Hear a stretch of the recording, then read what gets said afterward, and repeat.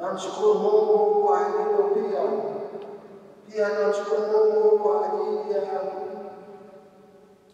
Hassan na kumaliza kipindi cha utumishi wao kwa salama. Mbea marehemu wote Mungu na akisofa Indonesia Herman na marehemu wote wapanga Mwenyezi Mungu wapokee kwake mbinguni.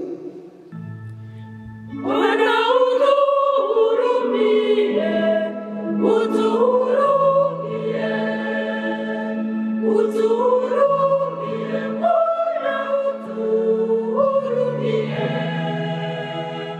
utuhurumie, utuhurumie, Bwana utuhurumie.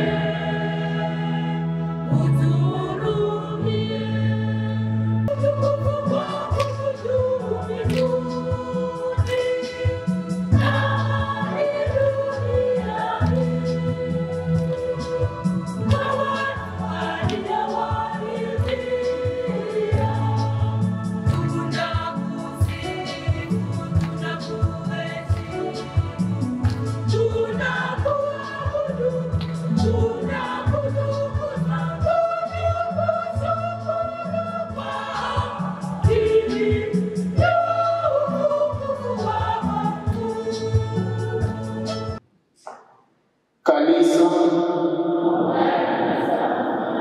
mahujaji katika matumaini, wapendwa familia ya Mungu tumekusanyika hapa kwa ajili ya nia maalum hii ya kumshukuru Mungu pamoja na familia ya Herman Bano na Mama Maria Escafori, pamoja na Mungu pamoja na baba mwenzetu Padre James Simama ambaye ni mwanafamilia katika familia hiyo.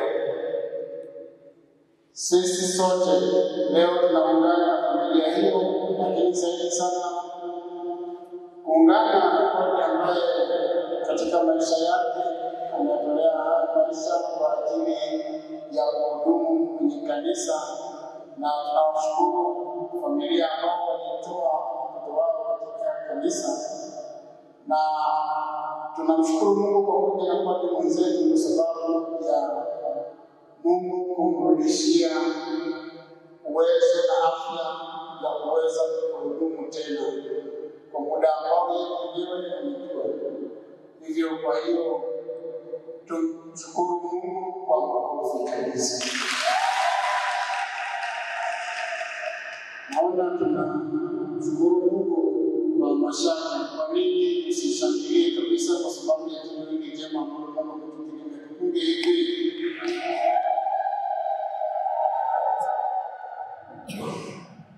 Baba Padre James pamoja na mapadre wengine tuliojumuika na waamini ambao tumefika mahali hapa, tunakurudishia Mungu shukrani.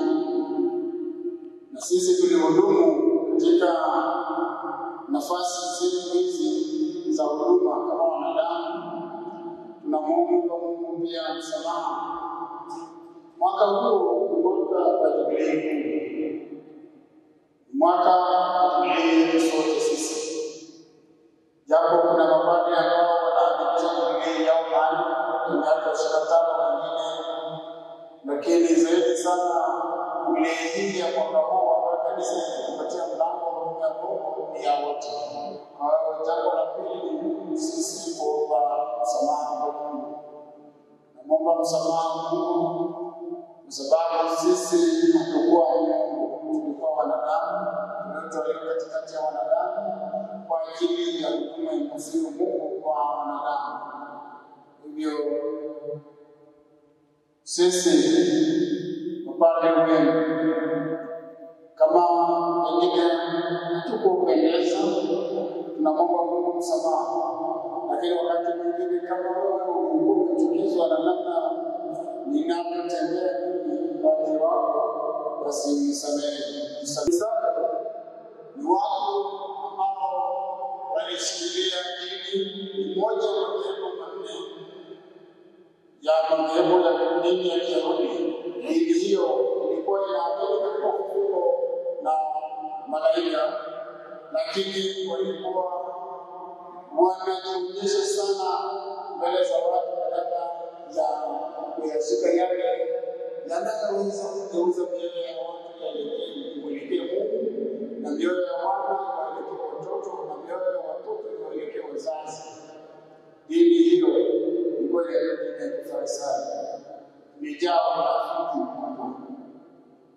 Sasa hati yetu kama haitazidi ule unafiki wa nje, maisha ya kuonyesha kwamba tunajitahidi sisi tunakuwa watu ambao tunasifiwa mbele za watu, lakini kiuhalisia kabisa ndani kabisa mioyo yetu tuna chuki zetu, tuna vitu ambavyo tunavibeba vinatukongoja, tunaendelea navyo. Haki hiyo inapaswa sasa kwetu sisi Wakristo inapaswa kuzidi ile ya Mafarisayo, kwa sababu Mafarisayo waliamua kushikilia tu sheria jinsi ilivyo, yaani walishikilia maneno ya sheria jinsi ilivyoandikwa, lakini hawakuangalia moyo wa sheria. Sheria yoyote kazi yake ni kuleta furaha na kuleta amani kwa watu wamwelekee Mungu wao. Moyo wa sheria, kiini cha sheria chenyewe. Ndio maana somo hili la kwanza, tukiachana na somo la Injili kwanza, tunadokezwa habari za namna ambavyo sheria, ile sheria ya Musa ilisomwa mioyoni mwa watu inatengeneza utaji, inatengeneza crown. Hiyo crown kwa Kilatini inaitwa corona. Sasa msije kufikiri kwamba ilikuwa inasababisha corona, hapana. Ni crown, yaani inatengeneza utaji wa sifa, utaji wa idadi, utaji uliokuwa unatengenezwa katika mioyo ya hao Mafarisayo kama majisi fulani hivi.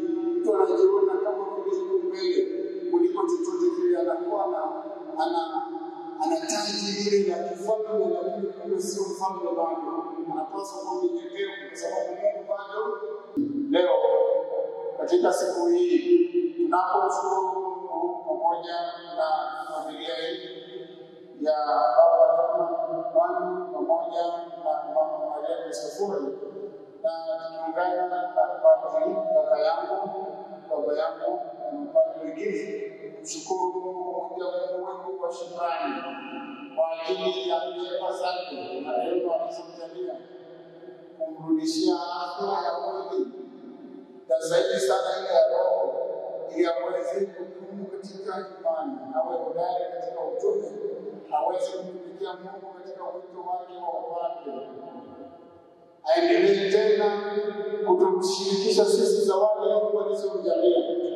Nikutana na Padre James, hata kama ulikuwa na stress zako, yeye ndiye anakufuata sasa.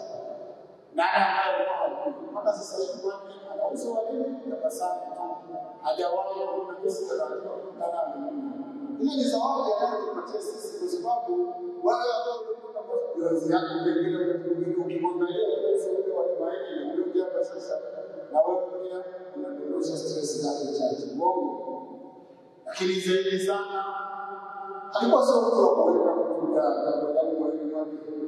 Ni mtu mwazi kweli, na tunamwomba Mungu amjalie ukamilifu katika maisha ya safari hapa duniani, aweze kuwa pate unyenyekevu, adumu katika imani, na zaidi sana yule Kristo aliyemtumikia na kupenda kumtumikia katika nafasi hii ya huduma ya kanisa. Wapendwa, sisi tunawashukuru wale wote ambao walitusaidia kumsaidia pale mwenzetu, kusaidia sisi sote katika kusindikiza kwa sala na sadaka na majitoleo makubwa mengine ambayo yalifanyika. Mungu awabariki sana. Sisi pia tunaendelea kuwaombea ili Mungu azidishe ukarimu wenu kuzidi ile haki ya Mafarisayo na waandishi. Ili nasi siku moja tukutane na kundi moja linaloongozwa na mchungaji mmoja, tukiwa na upendo, mshikamano na furaha, huku tukiendelea kumtukuza Mungu. Tumsifu Yesu Kristo.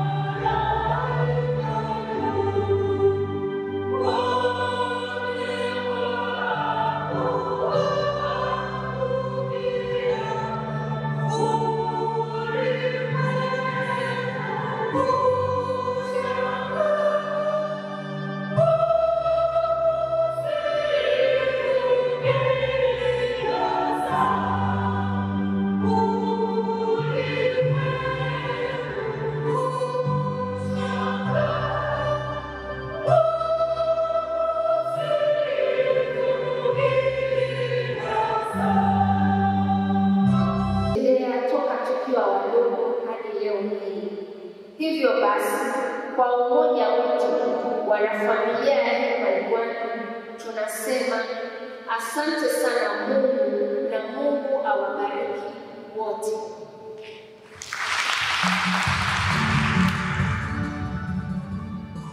Familia ya Imani inawatakia safari njema mnaporudi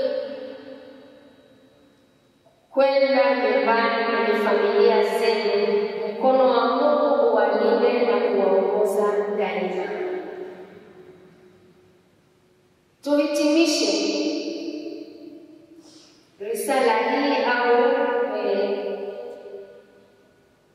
maneno haya kwa kuungana pamoja na familia kutoka pale nyuma, ili tuje kumtolea Mungu sadaka zetu za shukrani wote kwa pamoja. Karibuni sana. Asanteni kwa kushiriki pamoja nasi. Asanteni kwa kunisikiliza. Mungu awabariki. Asante.